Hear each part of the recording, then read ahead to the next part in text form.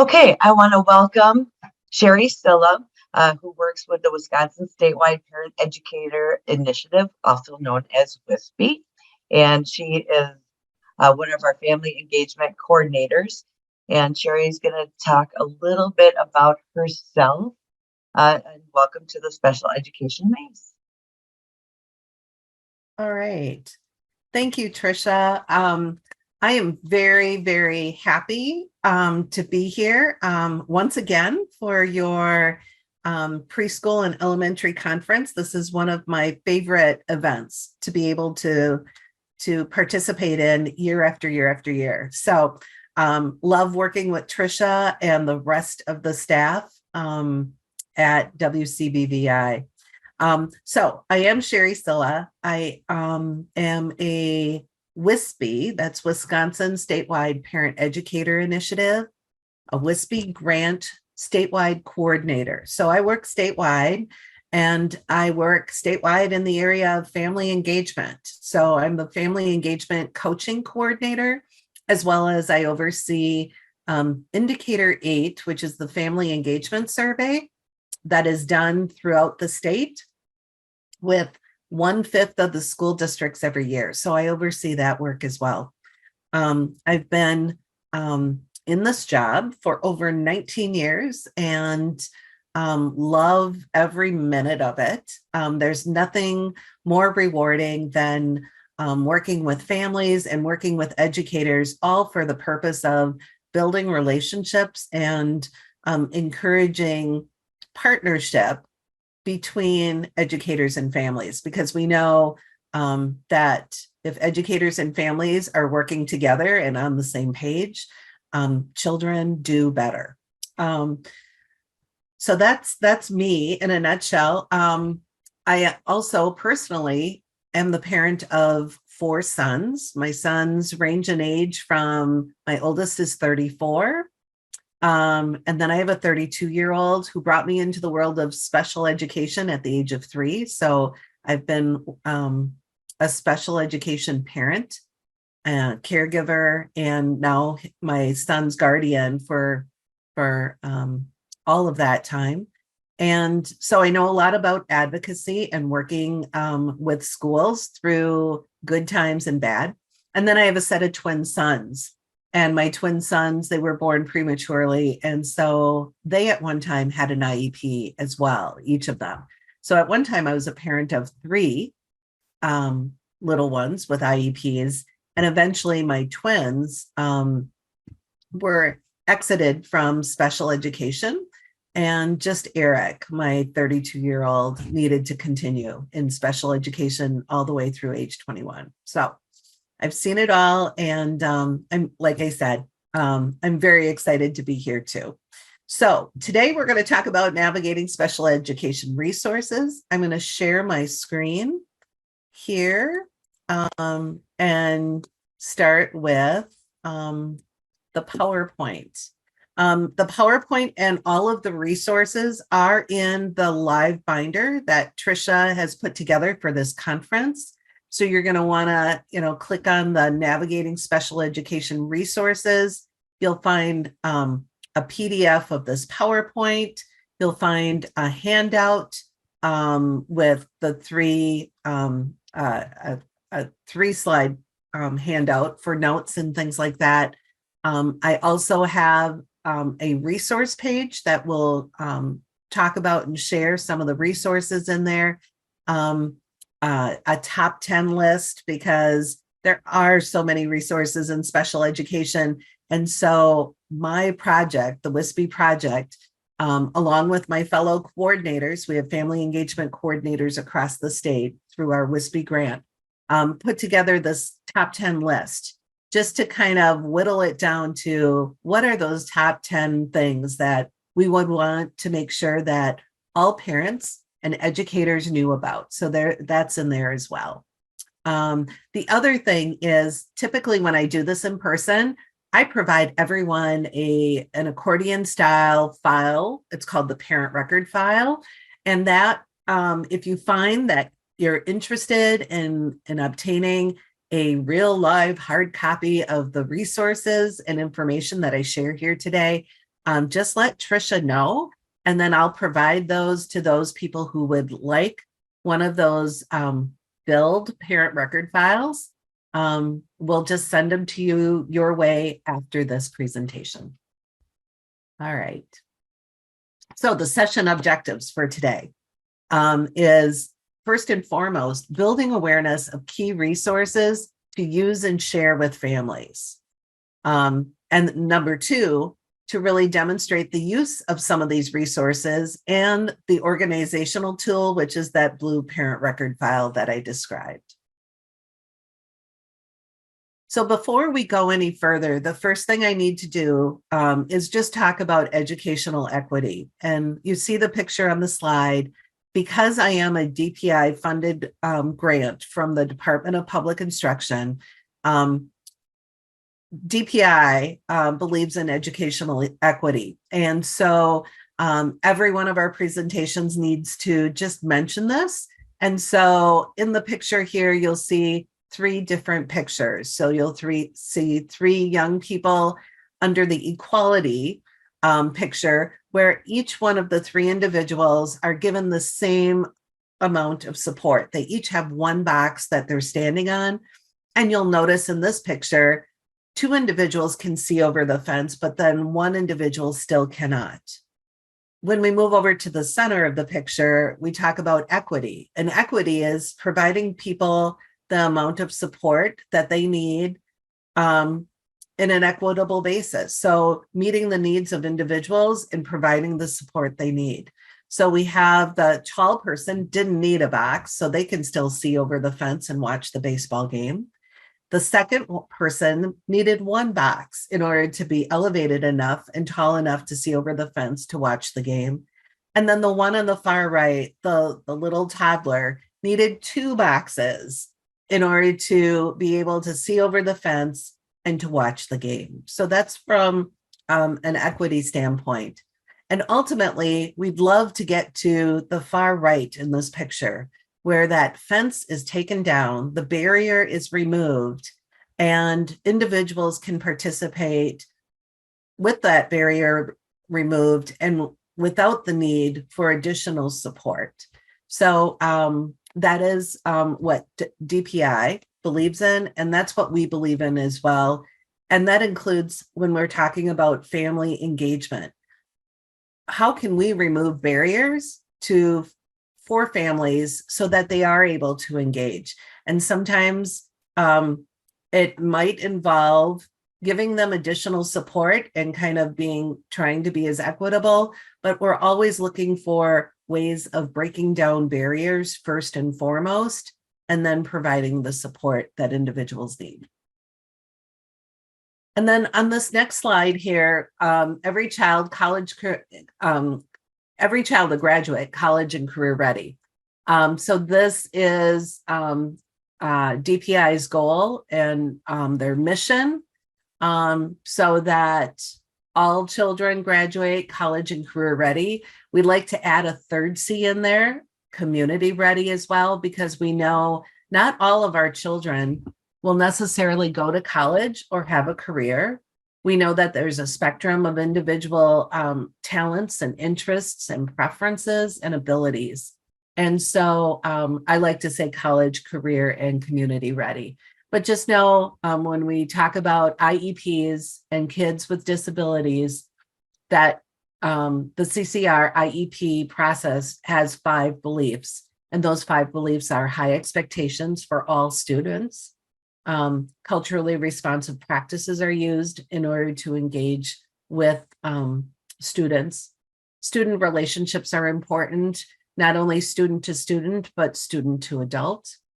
Family and community engagement is a strong belief of the Department of Public Instruction when we talk about CCR IEPs, in that family engagement is a necessary component for children to be successful and college and career ready. And then collective responsibility, that it's everyone's responsibility to help children become college and career ready. It's not just special education staff that are responsible, but it's for all staff in a school building, which also extends to families, and community as well. All right. So I did mention the blue parent record file. And so I have a blue parent record file right here. So just to show you what that looks like. And so it's a nice blue folder. It has 7 tabs in it. That is, and that's what we'll go through, each one of these 7 tabs as we go through this presentation. This folder is something that the Wisconsin Statewide Parent Educator Initiative, the grant that I work for, actually developed after we learned that Iowa had this folder back in 2004, 3, 4, somewhere in there is where we kind of came up with this and developed our own Wisconsin folder. So it's really a way to organize materials that a parent can bring to an IEP meeting. And as I said, there are 7 dividers in the folder. And each one of those dividers contains information in regard to that area. But also behind each divider is where we put additional resources that the Wisconsin Statewide Parent Educator Initiative has found helpful for parents to have on hand. And ultimately, it's a place to collect information to keep for ongoing record keeping. When I had 3 kids in special education, I had 3 folders, one for each child. And these folders are available through WSPEI. If there's an interest, if anybody would like a box of folders, they come in a set of 25. All right, so now we're going to go through each one of these sections of the parent record file. And as we go through it, if there are any questions or any comments or thoughts, please feel free to raise your hand or unmute yourself or put something in the chat because I only know from my own perspective, and many of you have other experiences that I'd love to have you share and with everybody who's on. So in the front of the file, before any of the dividers, we typically like to put a couple of key pieces. We've got a WSPEI brochure. And so if you want to know more about my particular project, whoops, sorry about that. I skipped that. The Wisconsin Statewide Parent Educator Initiative is here. And just a few things that I want to point out. So our vision is each and every family and school community will have the beliefs, capabilities, connections, and confidence to communicate effectively, meaningfully engage, and partner to improve systems that ensure student success in all aspects of their life. So that's our overall vision. And notice that it's all about working together and developing beliefs and capabilities and raising people up. So that's our vision for the future. Our mission is all about developing strong relationships to build effective partnerships. So we've got a lot of different technical assistance, news, events, and contact information. One thing that we just added just recently is we have an email sign up. So on the far left, you can click on that, put your email address in there, and you can sign up for our newsletter and other information. And then also at the top, as I said before, we have people across the state. So if anybody is interested in connecting with someone from a particular CESA area, we're listed here by CESA. And so you'll see that there's an individual that covers each one of our CESA areas throughout the state. So just know that there's somebody a parent or educator can connect with to ask questions in regard to family engagement resources or to help support a family.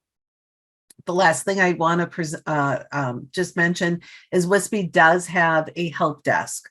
So if families have any questions, we have 2 of our WSPEI coordinators are answering phones Monday through Friday in regard to any questions a parent or an educator might have in regard to special education or wanting resources or information. So that's available there as well. So you'll typically find a brochure in the front of our folder We also always include the special education procedural safeguards booklet. And this is linked in here, takes you to a copy of the English version. So just know that that's in there, always in the front. I like to keep that in front because I really feel families, while they may not read the special education procedural safeguards, it is their parents' rights, and it's important that they have that handy. And then finally, the last thing that we include in here is the acronym list. So frequently used acronyms. This is from the Department of Public Instruction. We usually print out a list. If schools or school districts have their own list, one thing we always recommend to schools that we work with is if you have your own special education list or educational terms, because sometimes schools and school districts use different terms, we encourage school districts to include that as well. And so it just evens the playing field for families. It makes families feel more at ease if they know what these acronyms mean. And here you'll notice that they just give a description of what the acronym means. It really doesn't tell anybody what it is. Some of our school districts, like Milwaukee Public Schools, their acronym list actually kind of describes the acronyms, as well as just, ADD means attention deficit disorder. It'll actually give a little bit more description than that. So, right. So that's the front of the file. We have our next section, which is birth to 3. And on the birth to 3, you'll see individualized family service plan. And some of the key handouts we have in here include Wisconsin birth to 3 brochure. So we have that. So typically we'll put a hard copy of that in there. And because we're a statewide grant, we typically don't put specific information from school districts or organizations. But as school districts customize it, oftentimes they may put specific brochures and information in here from the district. We have the developmental milestones brochure. This is, let's see, let's go here. I don't know why.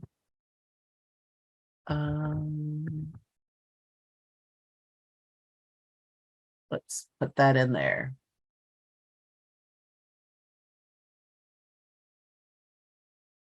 There we go. We'll have to correct that link. So the developmental milestones, they have some really nice books at the CDC, little booklets that you can order, but they also have these online, which is really, really nice. So at 2 months, you can read about what most babies do at this age. And they've got pictures here. Calms down when spoken to. And you can click on these, smiles when you talk. So when we talk about 2 years, it'll change to what most children do at the age of 2. So there's some really nice information in here about the different aspects of what each child will be doing. They've got more parenting tips and activities. But the milestone, and then the milestone checklist too. This is really cool too.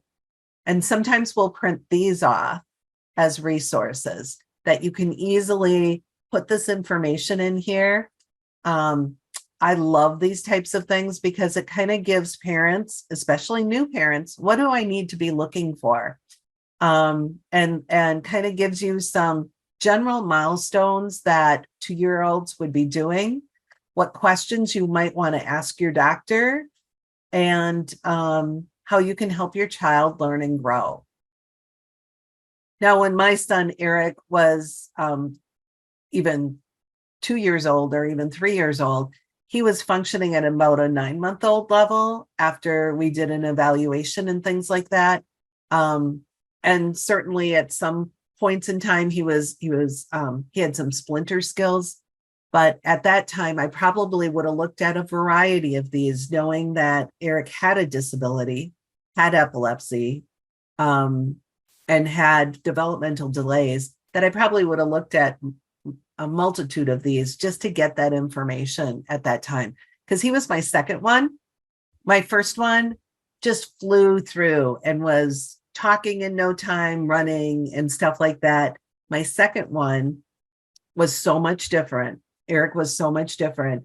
And after the first one, and you knew he just met all those milestones so quickly, I still was looking up things when my son was little, trying to figure out, am I overly concerned because my oldest was, super, super smart and just kind of moved through things, or am I not? So things like this would have been helpful had they had these nice little snapshots. All right. So that's there. The other thing that's included in here is the transition roadmap. This roadmap was developed. Let me open this up. This was developed by our early childhood grant, as well as WSPEI coordinators. And this is downloadable. And it talks about when the little ones, the birth to 3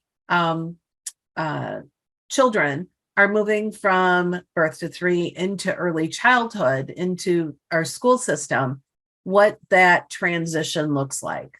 And so this is included in there as well. So it kind of tells you what that journey is, starting with the transition planning conference, the referral, the review of information, and that whole process all the way through evaluation, the IEP meeting in the school district, that notice of placement, when services begin, an IEP review, and then reeval. So this was developed a couple of years ago by, as it says, WSPEI Early Childhood on behalf of the public, Wisconsin Department of Public Instruction.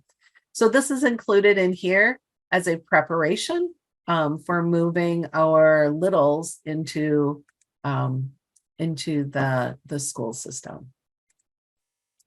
And things to keep in here. So when I'm working with parents of young children, I always encourage them to keep their child's IFSP in here, any evaluation reports, and then staff contact information.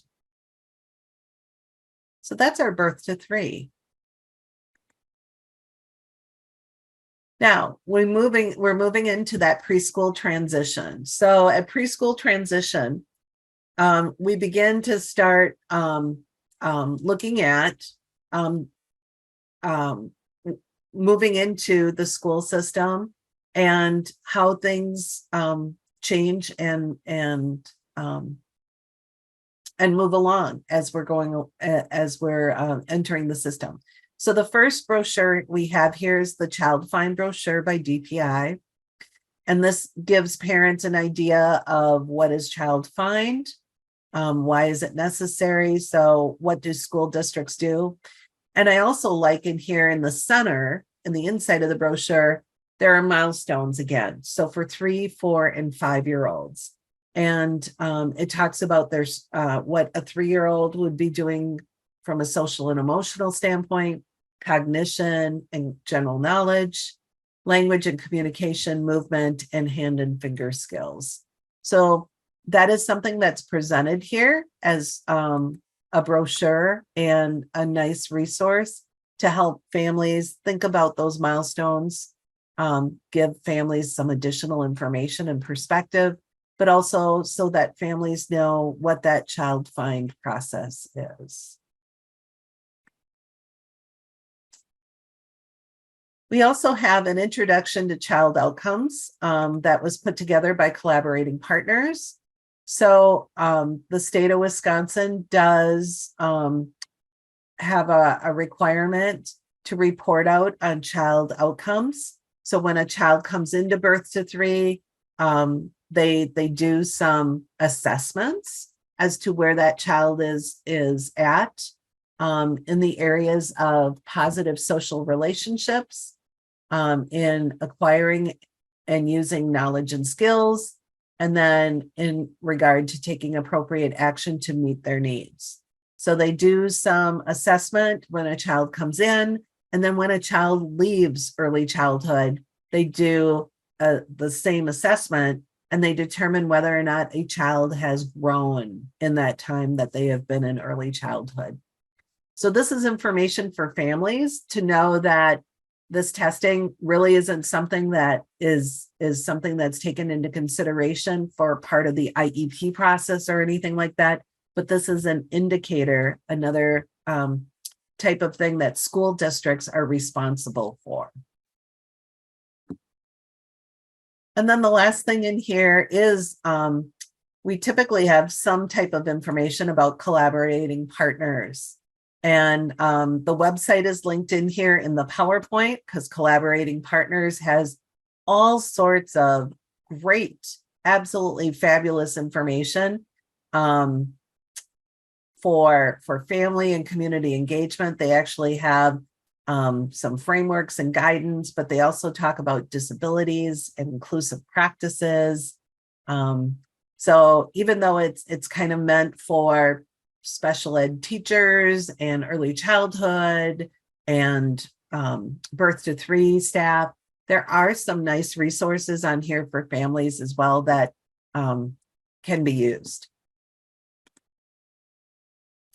And then things to keep in here. So when I'm working with families, and the one key thing that I often ask families to think about is when a child is transitioning into early childhood, many of our school districts are supposed to be and should be, and oftentimes are, offering options for preschool, for early childhood.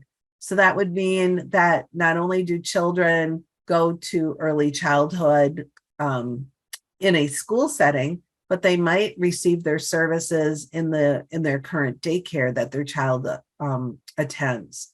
They could receive services in the home. They could receive services as part of a play group at a library. There are lots and lots of different options. And one of the things families always need to ask about when your child is making that transition from birth to 3 into early childhood is what options are there available, and making sure that parents speak up and talk about what their child's day is like right now.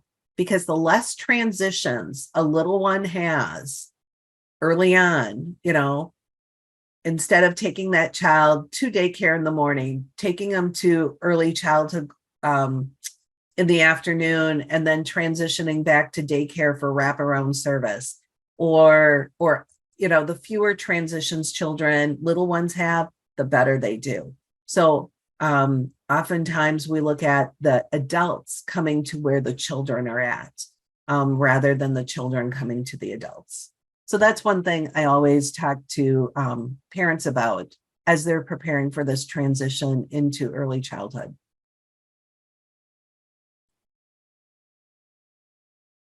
So the third section in here is the home and school communication. So this section is really important because this applies to all parents. Every parent needs to be aware of the resources in here. And we really encourage families. Like I said, WSPEI is all about relationship building so that we have effective partnerships. And this is, like I said, one of the most important sections. So on this, the divider that is on the homeschool communication divider has some really good suggestions for parents. And so it's one area that I encourage parents to take a look at. It gives you all sorts of tips and things like that. And then we've got a number of resources in here. And the first one is something that we're hoping all of our school districts across the state, we would hope that all of them would use this. So this is called the Communication Options for Families. The Communication Options for Families helps families navigate that system. So this particular document helps you identify as a parent, if you have questions or you disagree with a decision of the school, what can I do? Who do I go to? Because families and schools do have a built-in partnership with the child as their main focus. And this partnership typically will grow when parents and school staff work together, and disagreements may indeed happen, but working together improves your child's education.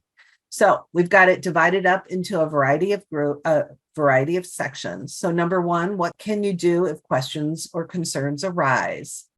And there's a number of suggestions that people can do. Number one, first and foremost, always talk to the people directly involved with the particular situation. Okay. Don't go above their head unless it's something really major. Always talk to the individual that's directly involved. And oftentimes a meeting of some sort, maybe it's a one-on-one meeting, maybe it's a meeting of the whole IEP team. It all depends, but just know that that will probably in likelihood be a second step. What can you do in a meeting? You can ask questions, restate ideas, problem solve, generate ideas, and try to resolve the disagreement or the questions or concerns that you have. Then, what if concerns are not fully resolved? You can request a break in the meeting, or you can call others to help out and follow up with other people. And that'll be on the second side of the sheet. And then there are additional problem solving steps that include using our mediation system.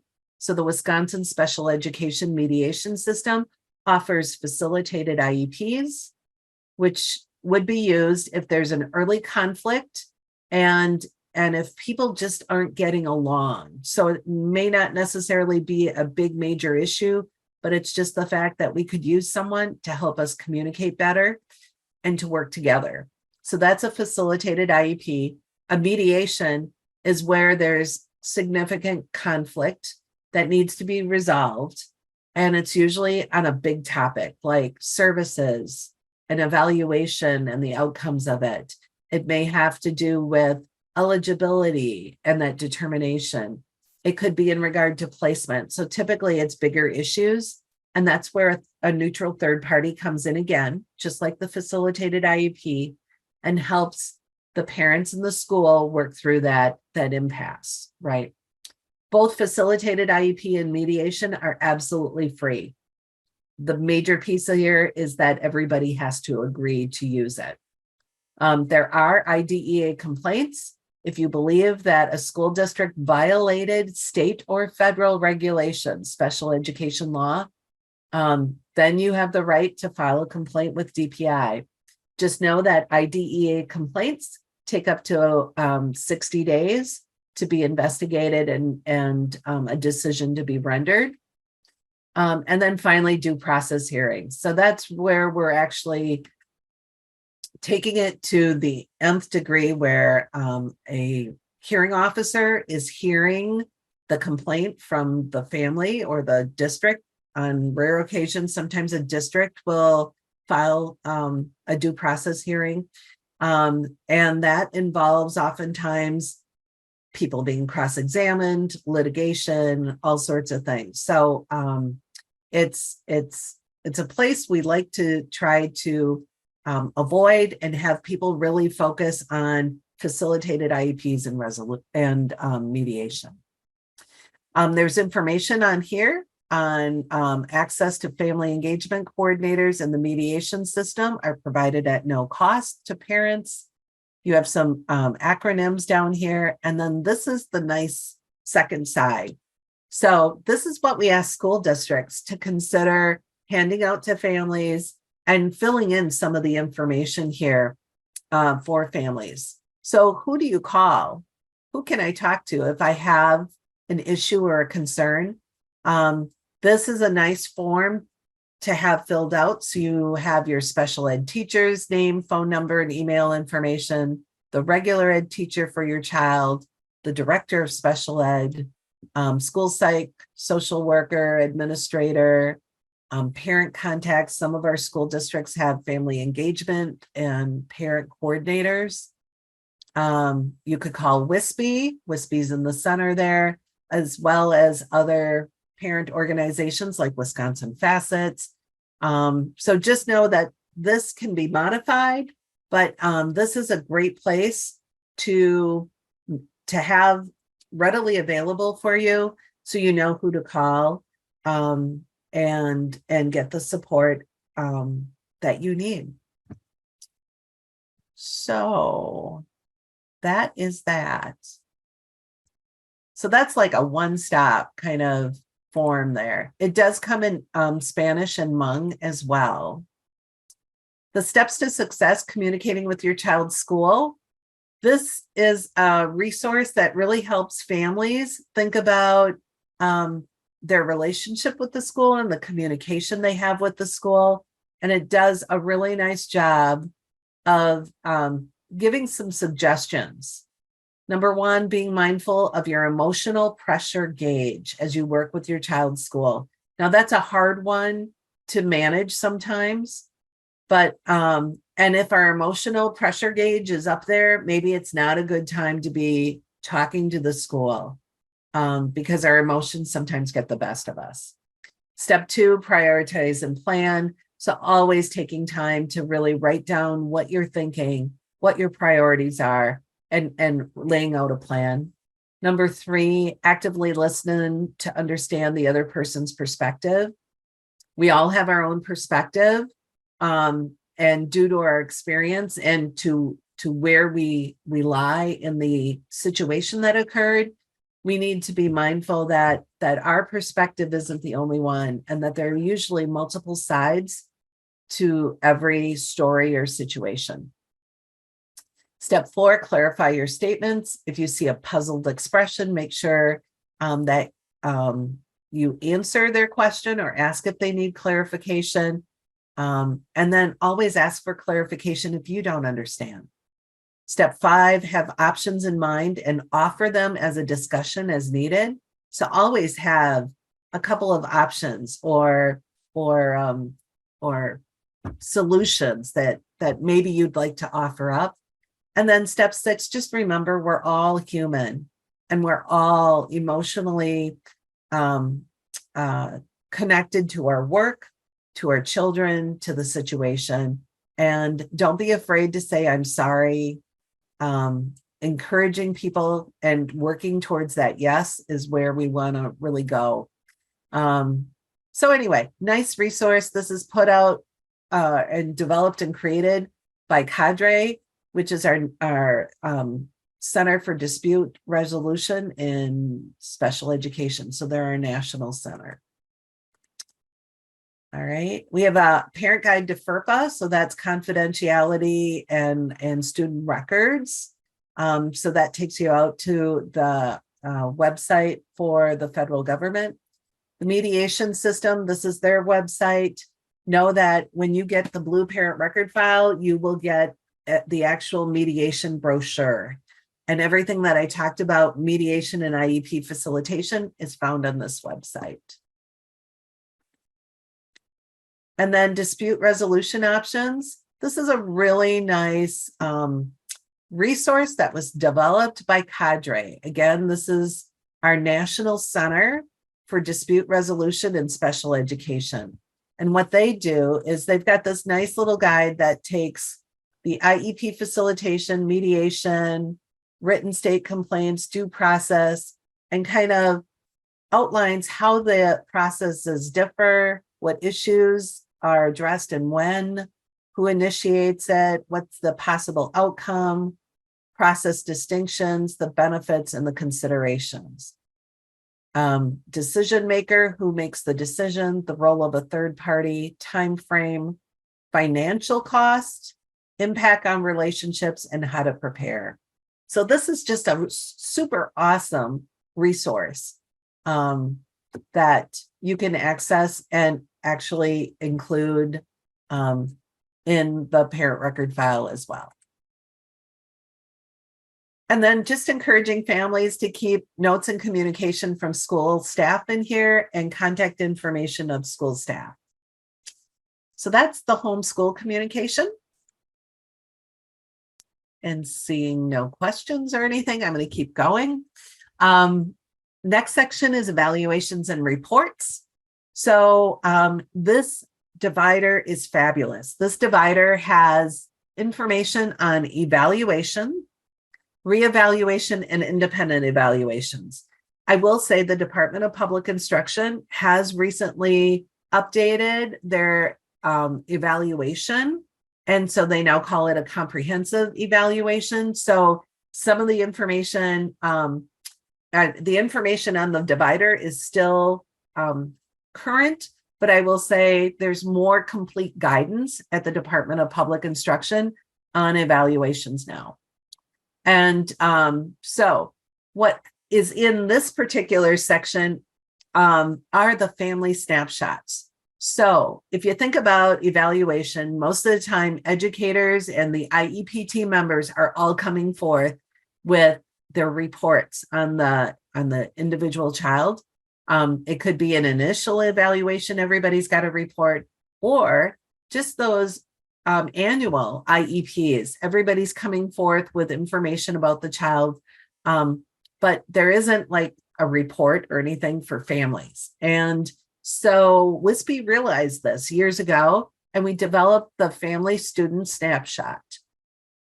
And this is meant to be a resource for families, input form, if you will, so that we as families can give a picture of our child to the IEP team at this point in time where our child is.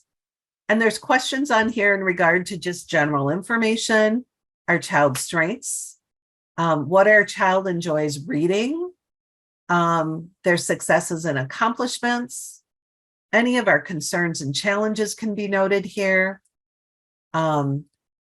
There's question 6 talks about, tell us what has worked at home or in the community that could help support your child at school.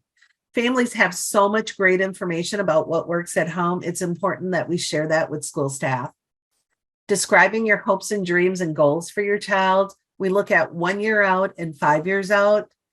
Sometimes it's hard to think that 5 years out, but I would encourage families, and I do encourage families, to think about the future, because oftentimes if we have a view in the future of what we'd like to see, sometimes that can help to shape the direction of the conversation and where the IEP may go.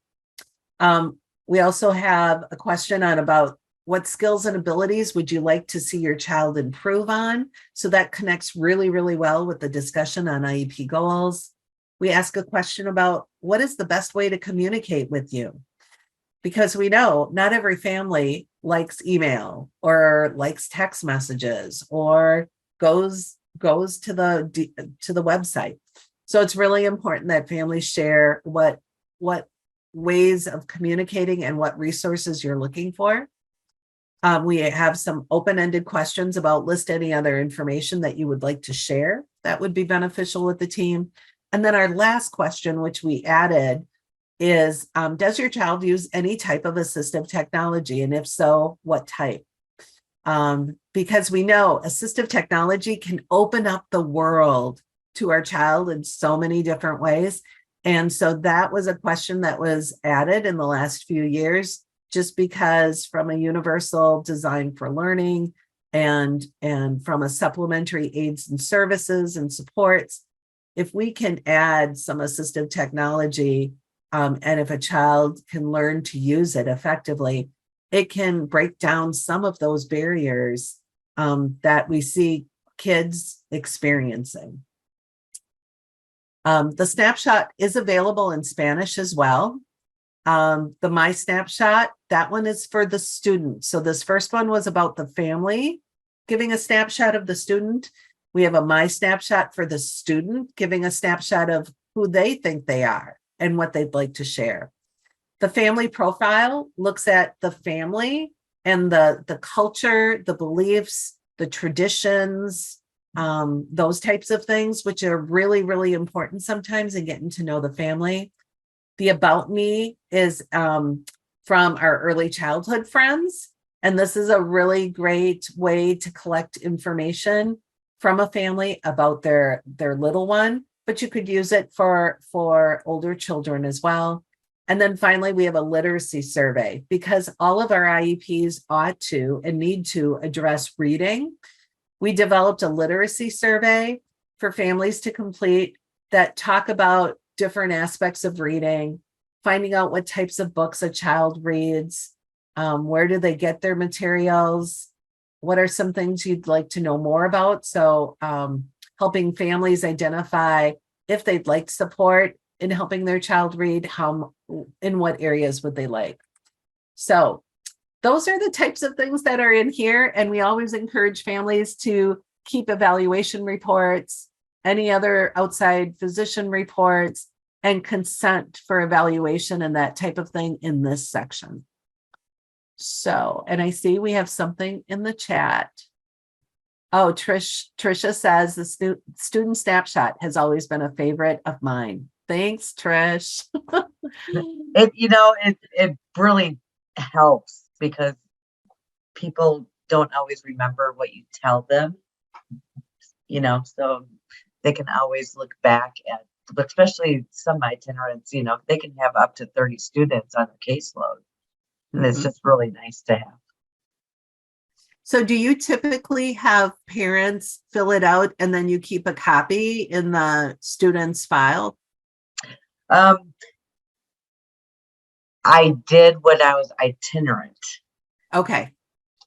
And a lot of times the student and I would actually fill it out together before the next year in case they weren't on my caseload, just to kind of go with their paperwork and what gets transferred over. Because, sometimes you don't have control over which students you get on your caseload as an itinerant teacher. Correct. Yep. So that's a great way to use it. I think any way at all where we can develop a more holistic view of the child from outside the school, I think things like that add value. Well, and some students are just really unique. So, for instance, one of my students showed stress, by laughing. Oh. So, when she's getting tickled and she's, laughing hysterically, she's actually very stressed. And, we didn't know that until much later. And it was really important to get that into the student snapshot. Yeah, that's great. Great example. Thank you for that, Trisha. You're welcome. All right. The next section is IEP, the Individualized Education Program.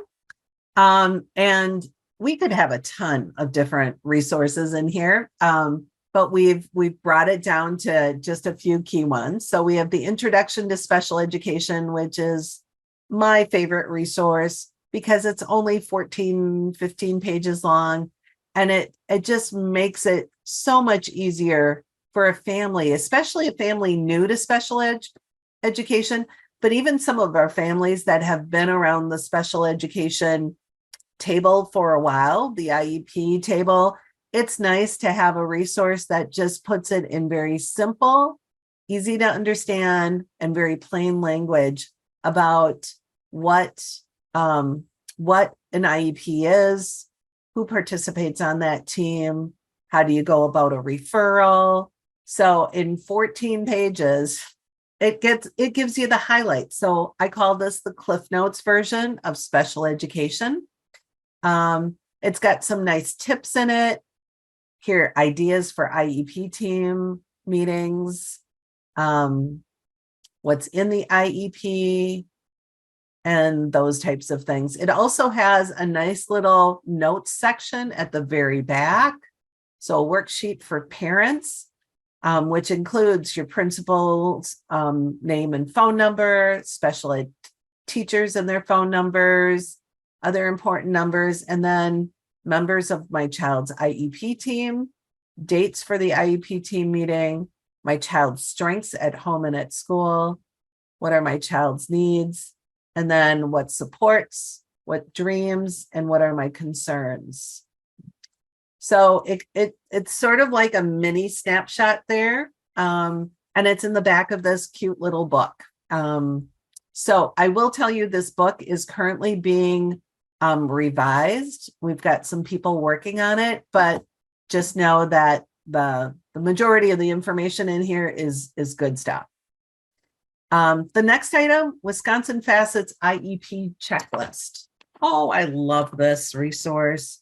So Wisconsin Facets is one of our parent organizations. It's our federally funded parent information and training center in the state of Wisconsin. And so they're our partners in crime with WSPEI. And so this IEP checklist is available through WSPEI or through Wisconsin Facets. And it talks about before the IEP meeting, during the IEP meeting, after the IEP meeting. It goes through all the steps. And it's not letting me open until I accept cookies. Okay, there you go. So really nice resource. It's got a lot of like checklist items in here. The one thing I always tell parents is you don't have to do everything on the checklist. Okay. Some of these things are suggestions and some may apply to you, some may not. But just know that this is a really well done resource and may help a parent who's interested in knowing, how do I prepare? What do I do during and after? This might be a really good resource for a parent who needs that kind of support. Really done very, very well. All right. I also have an FAQ on seclusion and restraint. So this is just a simple brochure from the Department of Public Instruction that has some frequently asked questions on it about seclusion and restraint. We get a lot of questions about that from families. If you have a family that wants to know more about a CCR IEP and what it is, we have this nice brochure that was developed a few years ago that talks about that process. And that is also found in the parent record file. WSPEI developed a family guide to the CCR IEP 5-step process. This is just a simple Word document, but what we've done as a grant organization a few years ago is we wanted to create a document, and I'm going to make this a little bit bigger.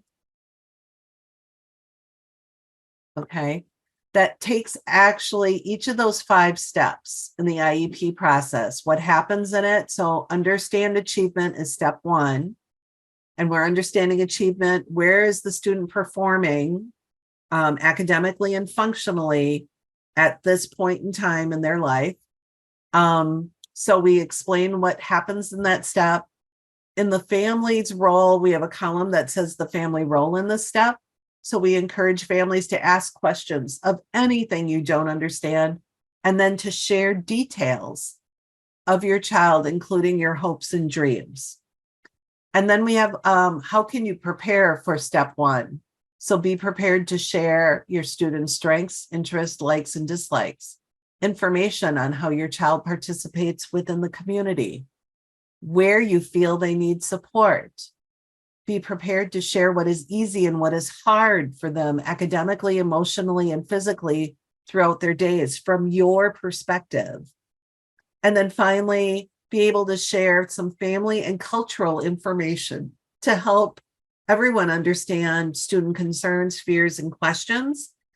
So using the family snapshot, using the family profile, or any other resources could help that parent prepared to share that information. And so this is a really nice guide that we encourage educators, if they're using it with a family, this is a really good way to kind of frame for a family who maybe is asking, how do I prepare for an IEP? What can I expect? This might be a document that you might want to use. And then finally, Andrew F. Toolkit. So This is something that we use in helping parents prepare, usually for review and revise IEPs on an annual basis. Andrew F. was a court case that was decided in favor of the parents, and it really discussed the fact that the student, it was all about a student who wasn't making progress from year to year, and the IEP goals were the same year after year after year. And so this has 8 different talking points that addresses different parts of the IEP, especially when we're talking about goals and progress monitoring and that type of thing. And so it'll give the legal authority. So it'll reflect on what happened in the Andrew F. decision back in 2017. It'll give some background as far as the U.S. Department of Ed, what their guidance is. And then what's really cool is this helps parents prepare for that IEP conversation. So if we're talking about this here, that the services in the IEP must help your child meet grade level standards. And what that means is reaching grade level is the expectation for most kids, not all, but most kids with significant cognitive disabilities may need alternative academic standards. And so we ask parents, if this is an area of concern, think about the areas where your child is below grade level, not doing well. And then think about, why do you think the IEP, as it's written right now, won't help your child reach that grade level, that expectation? And then at the bottom, because parents, I know from experience, I get really emotionally wrapped up. It's nice to have some words that I can say and I can just fill in the blank. So what you can say at the bottom of each sheet, like this one says, I know the IEP is supposed to help my child achieve grade level standards, but my child is behind in blank. What can we do to help my child reach grade level standards? Let's say in reading or whatever. But this helps parents find the right words to ask the question. So that's why I really like this, because it's really meant to help parents kind of through that conversation, because let's face it, sometimes we don't know how to say things, and this helps families do that. So that's IEPs. Next section is transition planning. And transition planning, we're talking about not birth to 3. We're not talking about transition between grade levels. We're talking about transition planning when a student is turning 14 and older, and they're thinking about what's going to happen after high school. And so we have a section on transition planning, and we've got 3 resources in here that are featured on this particular slide. We have the Parent Youth Guide to Post-Secondary Transition Planning from the Department of Public Instruction.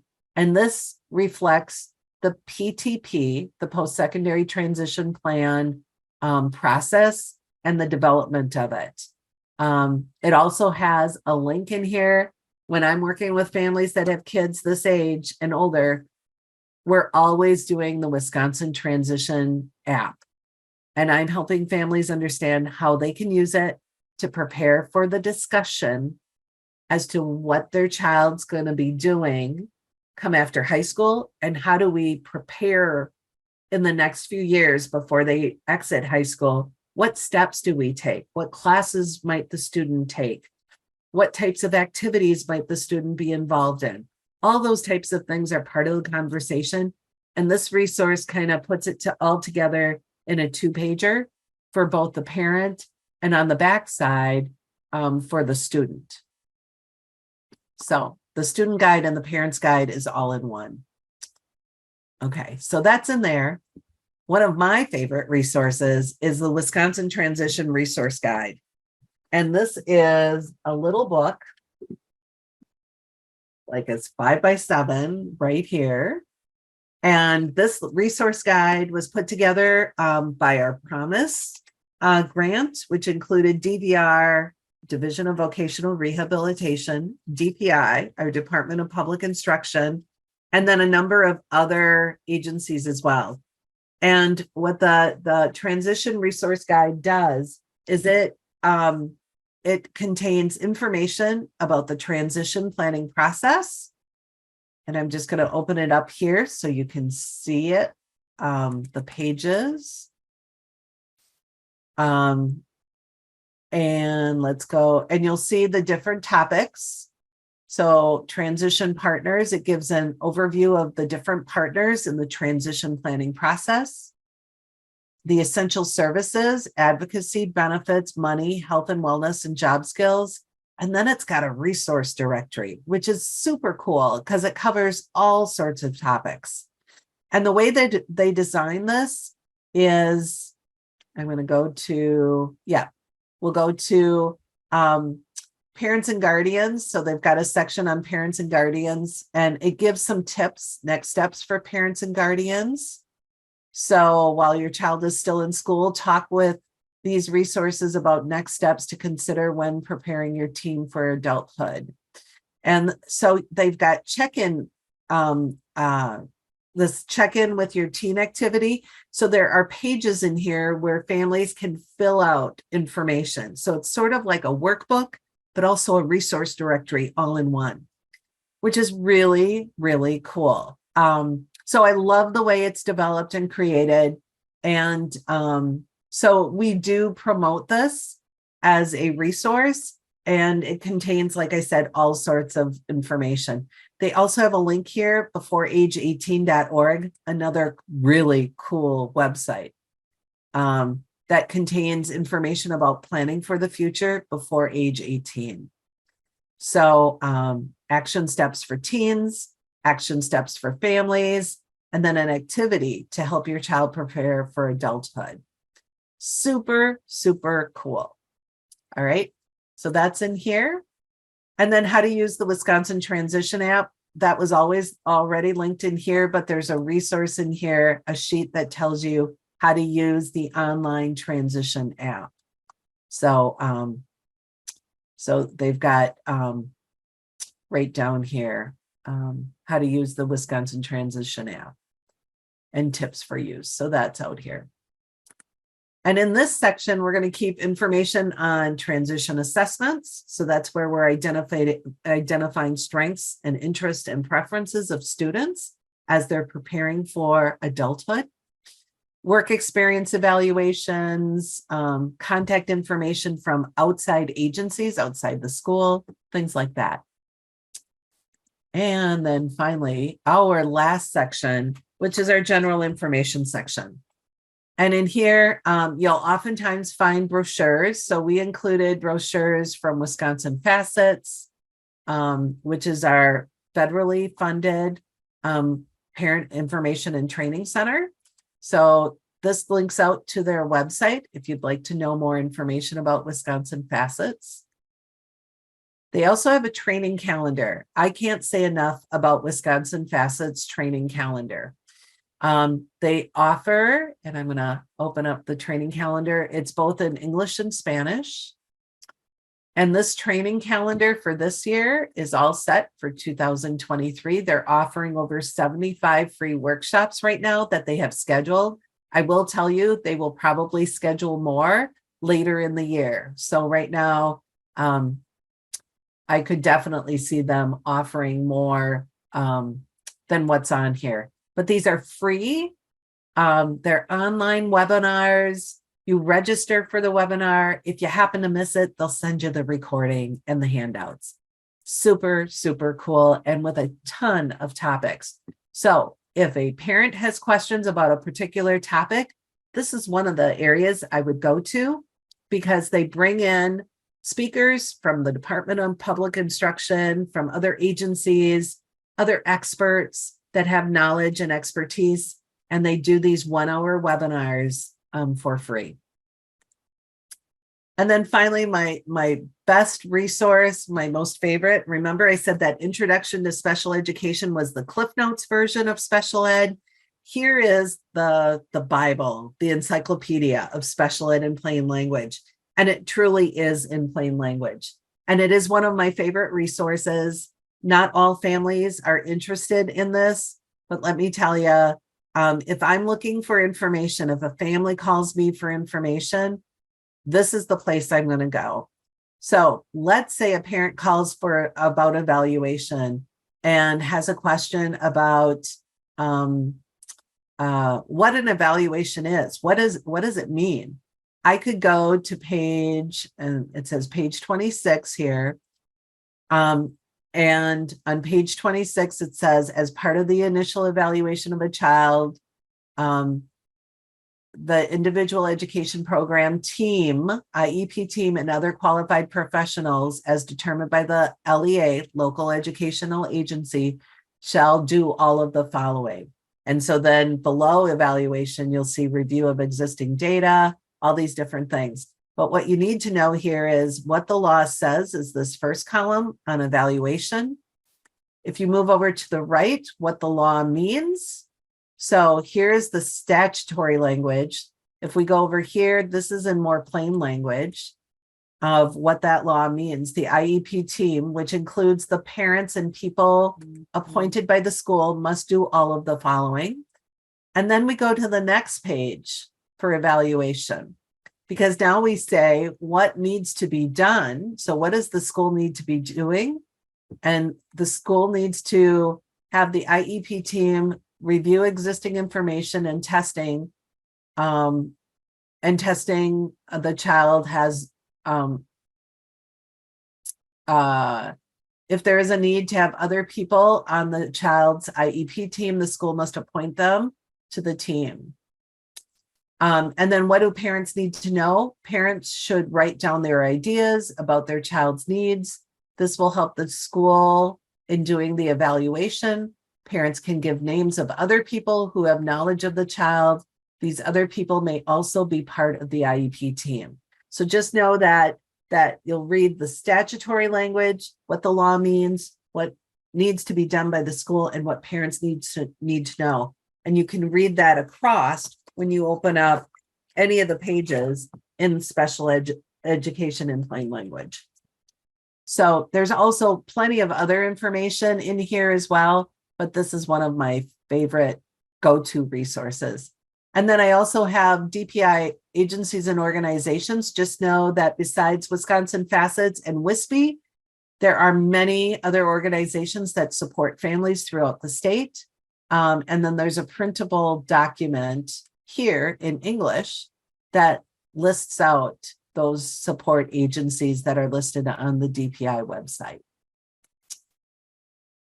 So that concludes that. There is a top 10 resources. So I went through all of the resources that I highlighted here today are included in this top 10 resource. And many of them, they are hyperlinked as well into this resource. So just know that those are all in here. So you can download and connect and share those with families electronically if you'd like. And then just know that this parent record file is also available in Spanish. And we do have many of our resources in both English and Spanish. And then there's a link here to find resources in Spanish as well. And then finally, here are some support organizations for families that are listed here. ALAS is our Spanish-speaking, federally funded parent information and training center. They're located in the Milwaukee area.